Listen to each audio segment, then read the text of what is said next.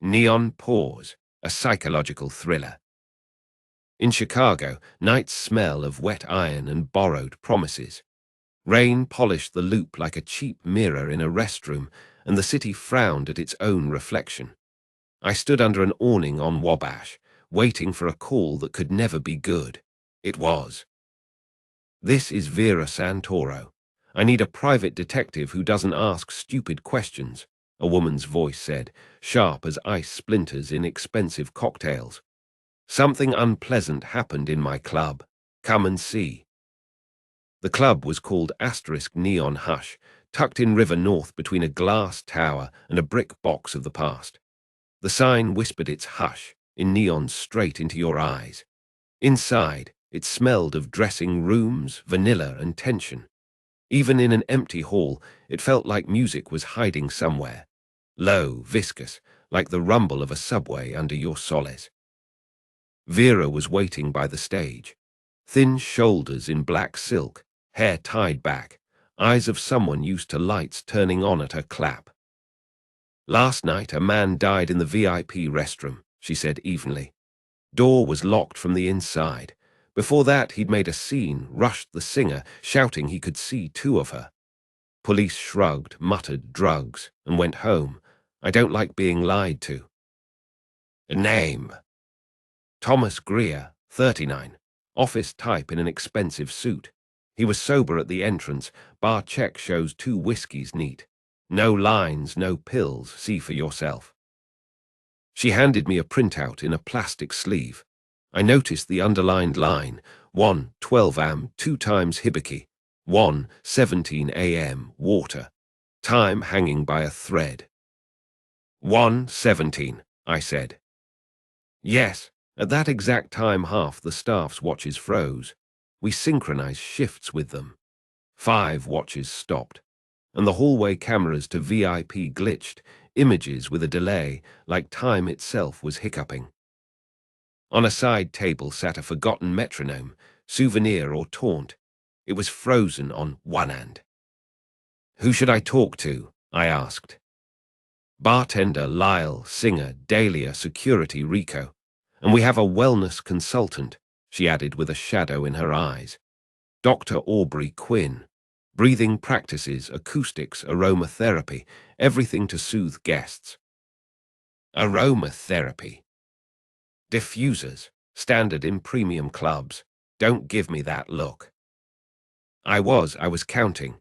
Names, times, pauses. The bartender, Lyle, was a wiry kid with eyes older than his body.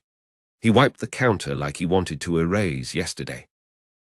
Greer came in alone, he said, not looking at me. 2 hibikis, 20 minutes apart, water, throat lozenge. He smiled, watched the stage, watched Dahlia. Everyone watches Dahlia.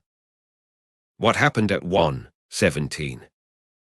Lyle pulled his wristwatch from his pocket and laid it on the counter. The second hand was stuck on 12. Something off. In the music, there was a bass line that wasn't there, not sound, but like a heart against the wall. Air got thicker. People went quiet. Dahlia was holding a note, and suddenly Greer jumped like strung, yelling, "There are 2 of her. Get her away." Tried to climb the stage. Rico grabbed him. Then the VIP restroom door slammed. He locked himself in. And that was it. Silence for too long. How long? 15 minutes. Rico pounded, no answer. We broke in. He was on the tiles, still as stone. Police came, checked camera feeds, shrugged. Think of your reputation, they said. 2 of her, about Dahlia. Yeah, she was singing Mirror Girl, lights, haze. There's a spot where she looks doubled, optical trick. I've seen it 100 times, but last night it was too much. I thought I saw 2 myself. I don't like those thoughts.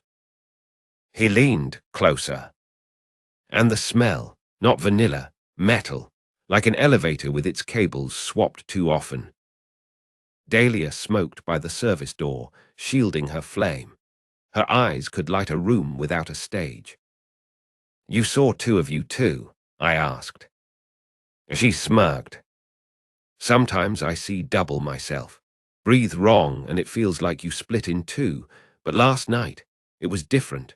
A tiny tremor in my bones, like cold without cold. I was singing Asterisk Mirror Girl and suddenly felt like someone shifted the wall half a step. Usually it's the lighting tech playing tricks. Last night it was something else. Did you know, Greer? He was front row, didn't bother me. His eyes, like a man who'd found balance at the bottom of a glass and feared losing it. I've seen those eyes. Did you see him leave? He lunged, shouted, reached for me, and in that moment I saw not myself, a girl beside me, my hand but not mine, and a ringing in the air sharp as glass. Then the bass vanished, everything went flat.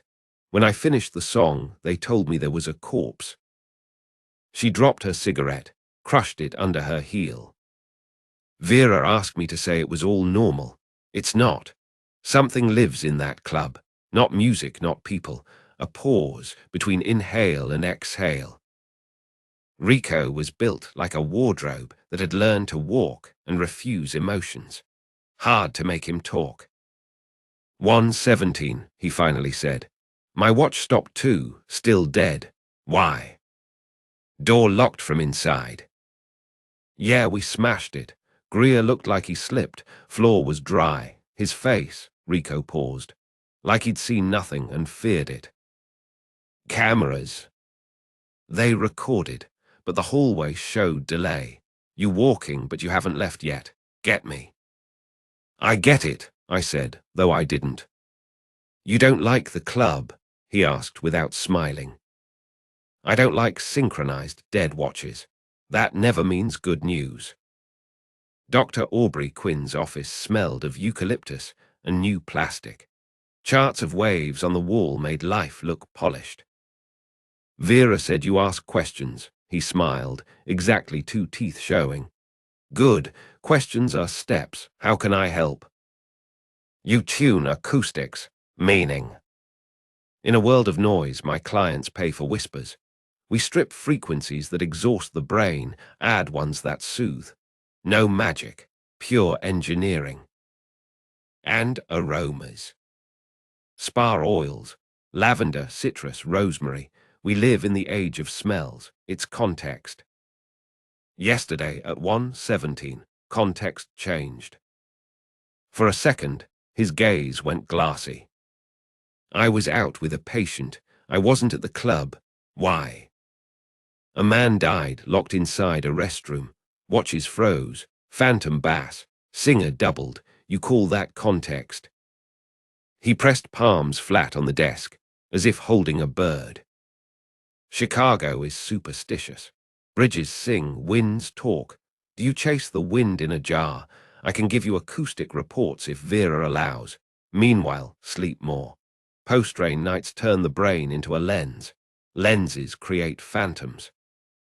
Thanks for the sleep advice, Doc, I said. But phantoms never come alone. He smiled wider. Then good luck. Sometimes luck is better than sleep. On his shelf I noticed a metronome, identical to the club's. It ticked, steady, like a pulse from someone else's time. That evening, Vera asked, "Are you sure?" No, but I'm sure someone is, and I'm going to find out. The rest played out like a rigged game, doubles, pauses, frequencies twisting air.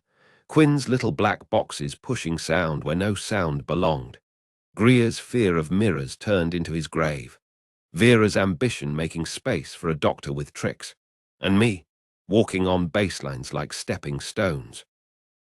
At 1:17 again, the club bent sideways. People smiled too wide, Dahlia split into two, and time lurched. My pocket recorder whispered back my own voice. If the world shifts, it's not your heart. Don't trust your eyes. Follow the sound. So I did. To the corner where Quinn's device hummed, a wire in the wall, I ripped it. Bass choked. The phantom vanished. Dahlia stood alone under the lights. The crowd exhaled like lungs set free. Quinn pulled a gun. Rico moved first. The room exploded into shouts, powder dust, and broken illusions. Police stormed in with Danvers leading, and the doctor's therapy turned into a pair of handcuffs. Vera watched, sharp and tired at once. "Your club will live," I told her. "Ghosts are good for business, just lose the toys and the metronome." "Get out," she said without venom, "and come back tomorrow. I need someone to tell me I'm not a romantic. You do it best." "I'm not a romantic," I said. "I'm thrifty." Outside, rain had ended. Chicago opened like a book after someone's fingers. I checked my watch, still ticking. 4:23 a.m., the hour of those undecided about whose morning it is. I turned it like a mirror. No doubles, just me and the city. The recorder clicked in my pocket.